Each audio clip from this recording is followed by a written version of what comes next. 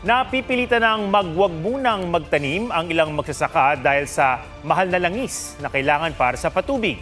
Ang ilan naman, palugi ng ibinenta o kaya ipinamimigay na lang ang kanilang mga ani.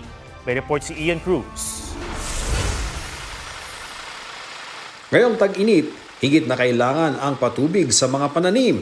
Yun nga lang, wala na ngang supply ng tubig sa irigasyon, nagtitipid pa ang mga magsasaka ng mais sa Lawag, Ilocos Norte sa paggamit ng water pump para bawas konsumo ng gasolina.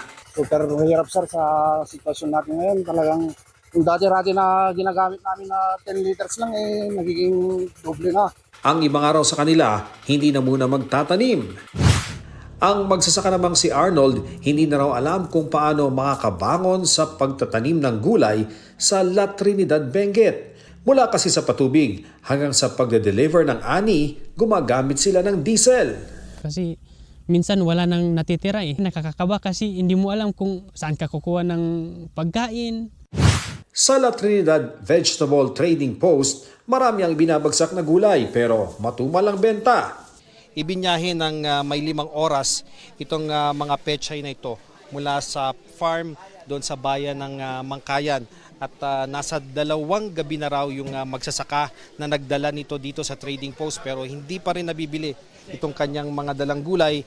Kaya ang pasya niya ay umalis na lamang dito at ipamigay na lamang ng libre itong mga gulay kaysa masayang.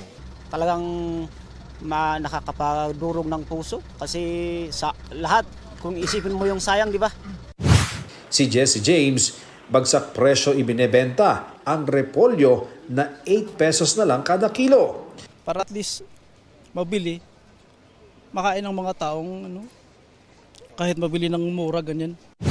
Nakakabenta naman ang ilang magsasaka pero talo pa rin dahil sa gasto sa diesel, trucking at pasahod sa mga tagalinis at tagaripak ng gulay. Kami po nagbabakasakali lang po baka kung may matitira kahit konti. Kaya nagsusugal din kami. Dahil nagkasabay-sabay ang ani ngayon, mas mababa na ang presyo ng gulay ayon sa Vice-Presidente ng Bagsakan Association ng La Trinidad. Pero kakaunti na lang ang hinahango ng kanilang mga parokyano dahil sa mahal ng langis. Yung truck nila, yung 10 tonelada, ginawa nilang 5 tonelada lang ang bibilhin. Ang isa sa mga nakausap naming humahango ng gulay, nasa 35,000 pesos na ang gasto sa diesel mula sa dating 16,000 papunta ng La Trinidad at pabalik ng Metro Manila. Ang nakikita raw ng Agriculture Department na pangmatagalang solusyon. Number 1 is the storage. So that's why I came here to look for the storage facility, to rehabilitate the storage facility, para at least yung mga sobra na hindi mga bebenta, pwede tago muna. And then slowly natin, distribute slowly to Metro Manila. Ian Cruz, GMA News.